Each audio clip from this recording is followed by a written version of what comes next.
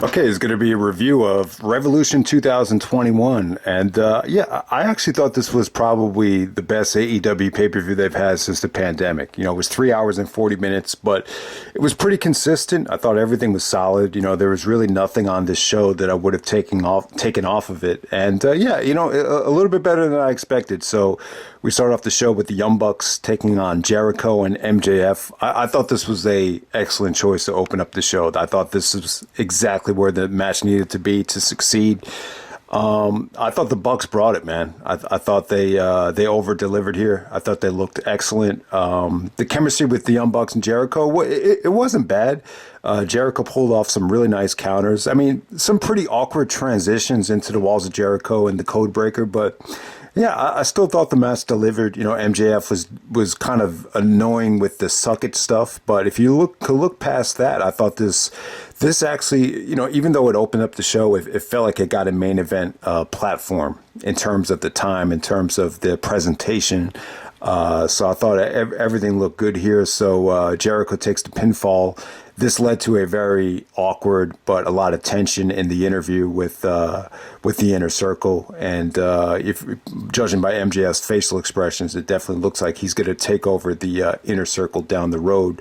So we'll definitely see how that plays out. But yeah, I thought the match was good. There wasn't any interference from Sammy Guevara, and there wasn't really any Inner Circle storyline stuff within the actual match. So I like that about it. But yeah, man, I'll just say this about Jericho. It definitely looks like the extra weight. It's finally catching up to Jericho here. So I just think if he trimmed down a little bit, it would definitely help him. But this is the longest Jericho's wrestled in a very long time, and I thought he looked good. I just feel like there were certain sequences where it just didn't look as smooth as he normally does. But yeah, just a good way to start off the show. I wouldn't say it wasn't your match of the night Young Buck style, but I still thought it was just a good opener. All right, next up you have the Casino Tag Team Royale for a future shot at the Tag Team Championships. This is the surprise of the night. I actually thought this was the second best match on the show. It went very long. It almost went a half hour, and this was more of like a Royal Rumble style of a match. This time featuring tag teams, so it was cool, man. This got off to more of a the beginning of the match, you were seeing a lot of the tag teams that, you don't normally get to see. A lot of them wrestle on AEW Dark. So you saw the Nightmare Connection. You saw Billy Gunn and his son. They actually did a split with QT Marshall, actually turning on Dustin Rhodes after he eliminated the, Billy Gunn and his son. So that you had that at the beginning of the match. But bottom line is, I thought by the end of the match, you saw some great tag teams. You saw Southern Cal Uncensored. You saw the Jungle Express, Pac and Ray Phoenix. Even I would say John Silver from the Dark Order, almost stole the show in this match. He looked like a little pit bull out there with his kicks. He really reminded me of like a younger Davey Richards. So I thought John Silver had a great showing. Ray Phoenix looked awesome. Him running the ropes and delivering these elimination kicks. So Ray Phoenix actually wins this match. So Ray Phoenix and Pac actually go on to challenge the Young Bucks for down the road, hopefully at a Dynamite. That should be one of the best Dynamite matches of the year. But yeah, great showing from Ray Phoenix and Jungle Boy to close out this thing. This was definitely the surprise of the night. I had no idea that they were going to pack this much talent into this Tag Team Royale. When they first announced this thing, I thought, maybe they put this on the pre-show or, I just did not expect, this much talent to be in the match. And, as the match progressed, you just saw like the tag teams just got better and better as this thing went on. So definitely good stuff there. Definitely probably the second best match of the night. Next up, you had Hikaru Shida taking on Ryo Mizunami for the Women's Championship. So Mizunami won the tournament. It was a good tournament. I didn't get to see the whole thing. A lot of it happened in Japan.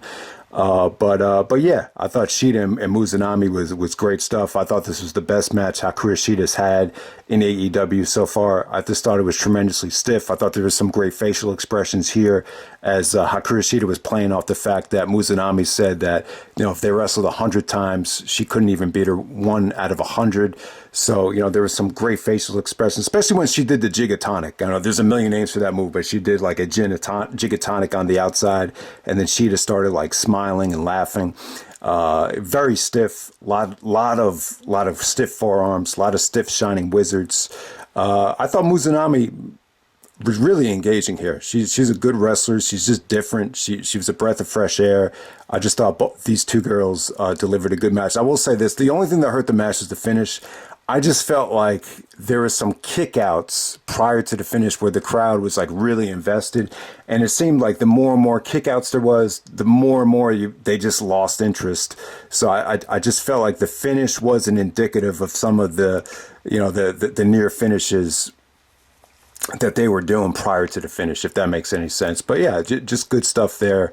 Like I said, I thought this was Hikaru Shida's best match in AEW so far. So good stuff. All right, next up we have Miro and Kip Sabian with Penelope Ford taking on the best friends of Orange Cassidy and Chucky T.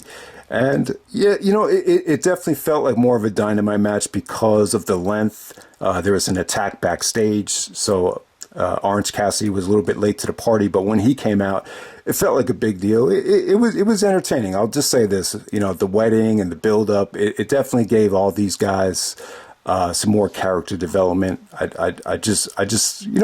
kind of left me wanting more. I thought Sabian looked good for the little amount of offense that he got. Miro was made to look dominant here, so he actually made Chucky T tap out by submission. But I don't know. I wish it could have went a little bit longer. Like to see a rematch on Dynamite, but the storyline was good for all of these guys. I thought it was just good character development, and particularly for a guy like Kip Sabian, who could really, use the extra, storylines and character development to help his star power out. So next up we had Hangman Adam Page taking on Big Money Matt Hardy, and the winner receives the losers 2021 first quarter earnings. So, Matt Hardy with his big agency is kind of playing the crooked agent where he tried to get Adam Page drunk and tried to get 30% of all of his earnings. And yeah, I thought the storyline was cool. I didn't think Matt Hardy looked great in this match. Paige actually was made to look like a star here. I thought this just had a good finish. So it had a feel good finish. Really, the match picked up when when Private Party came out. Private Party did sign with Matt Hardy, so they tried to take Adam Page out. Matt Hardy hits the side effect, and then he hits the Twist of Fate for a great near fall. I thought that was the end of the match, and then the whole bunch of guys from the Dark Order come out. They actually save Adam Page after he gets tossed out of the ring. They bring him back into the ring. Page hits the buckshot lariat. Nice feel-good victory there. I thought this was one of the best finishes of the night. And, just a star-making performance from Adam Page to go over, a legend. You could argue that Matt Hardy's a legend. So, yeah, it was just a feel-good moment there. I wouldn't say the match as a whole was one of the best things of the night, but I just thought the finish in the aftermath was very positive. The Dark Order, the Dark Order's trying to gain Adam Page's trust. So the Dark Order wants Adam Page. But, I don't know if Adam Page really needs the Dark Order, so we'll see what happens there.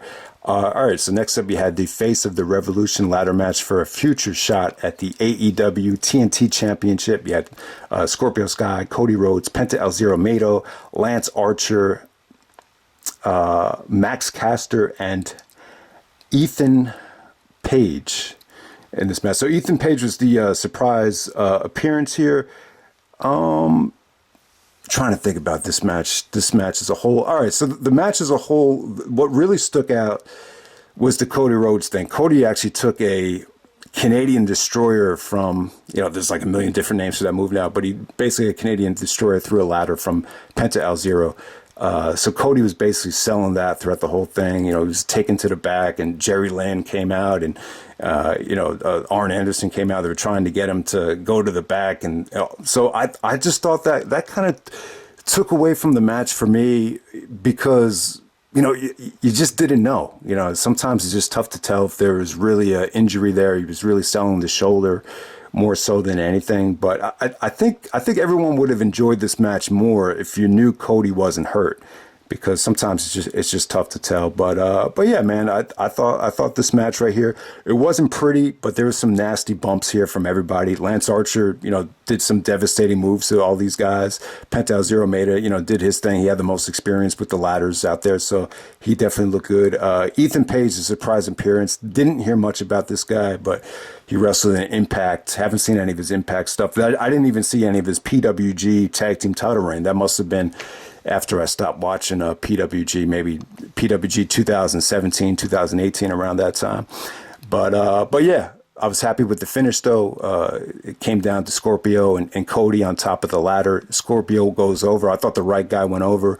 I think Scorpio Sky's a hell of a talent. I think they need to get a lot more out of him. So we'll get Scorpio Sky versus Darby Allin for the TNT Championship. So yeah, I mean, the definitely in terms of brutality, in terms of spots, it definitely delivered. There was some really cringe-worthy moments here. Not everything was pretty, but yeah, it was a solid ladder match. It really was. I think I would have enjoyed this more had I known Cody was okay. I don't know if for some reason I thought maybe Cody had a bad fall, or maybe maybe he had a concussion. So, but I think Cody was all right. It was just an oversell. I guess, because what happened with Randy Orton in the Rumble, how Orton got taken out, then he came back at the end of the Rumble, it's, that type of booking, it makes for more of a dramatic story. So I get why they did it, but I honestly could have done without the overselling of the Cody injury. All right, so next up you had Darby and Sting taking on Team Taz, Brian Cage and Ricky Starks. I actually liked Taz on commentary here. I thought he added a lot to it. The street fight here. All right, so this was like a Undertaker, AJ Styles, away from the ring vignette type of music video, that type of feel to it. Very cinematic. They wrestled in like this, warehouse. It looked like the exact warehouse where Darby and Sting did the cut that promo where they were taking the bat and tearing up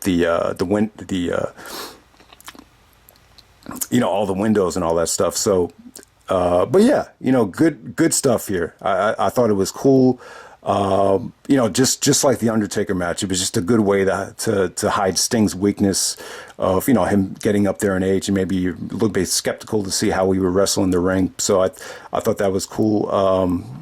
Yeah, I mean, there was a lot of good stuff here. Cage looked dominant. Ricky Starks did some nice brawling.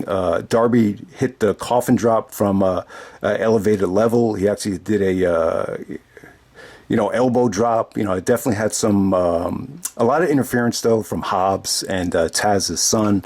But yeah, it was cool for what it was. I thought it was a lot of fun. I thought it cinematically it had a nice little feel to it.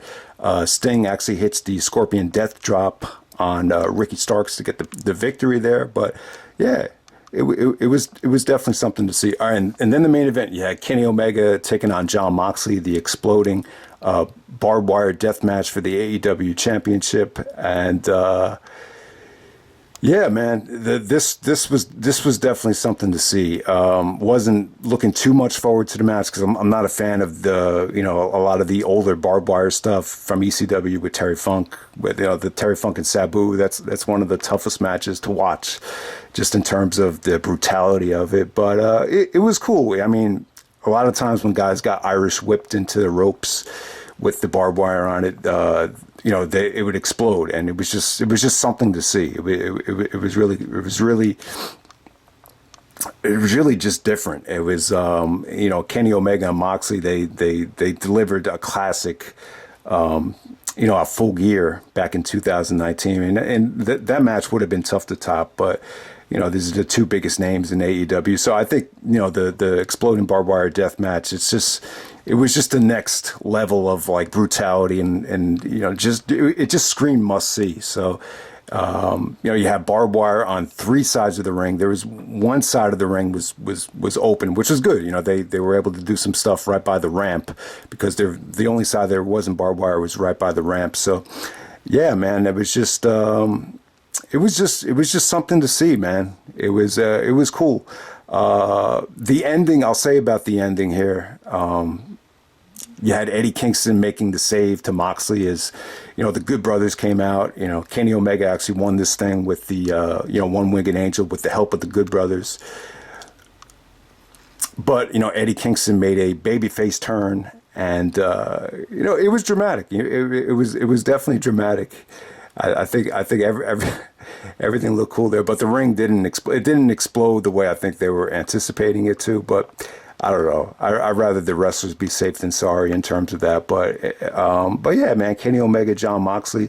What's going to help the rating of this match is you just give these guys credit for having the balls and having the guts to go through this stuff. I mean, Moxley, probably the sickest bump of the match is Moxley doing the dirty deeds to Omega on, a series of, boards of barbed wire. I thought that came off great. It looked like it did more punishment to Moxley than Omega. But yeah, I mean, and there was one point where I think it was Omega got his foot on the rope and the ring exploded just from the foot going onto the rope. So anytime there was any type of, physical contact ricocheting off the rope, the ring would, pyro or explode. So it was cool. It was definitely something to see. I don't think this is going to have the replay value that their previous match had. But yeah, man, give them credit for doing something crazy. But I will say this about the Moxley main events: there's a little bit too much. They're a little bit too gimmick oriented. They're a little bit too hardcore based.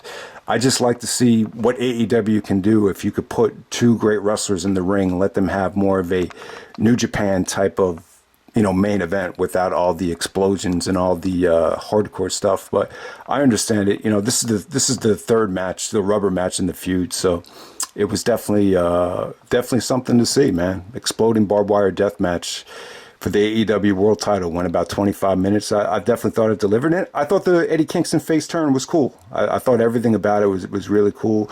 And I know it looked it was disappointing for the fans in attendance when they were expecting the bomb to go off. It kind of reminded me of like a Die Hard movie where, the bomb's going off and it doesn't. So it was one of those things, but, better be safe than sorry. So I'm glad nobody got hurt. So, and I like the Eddie Kingston face turn because, it shows you could really get personal and emotional one pay-per-view and the next pay-per-view.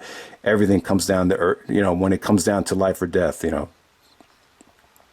it changes everything. So I like that about the match too. So yeah, definitely a good pay-per-view right here. I would definitely say the match of the night was Omega and Moxley, and the second best match of the night was the Tag Team Royale. But nothing was bad on this show. Everything was good, and yeah, man, they proved me wrong. I was a little bit skeptical about this show at first, but I definitely do think having the Sting match being more of a pre-tape type of situation was definitely the good call there. So that's AEW Revolution 2021, and I'm out. All right.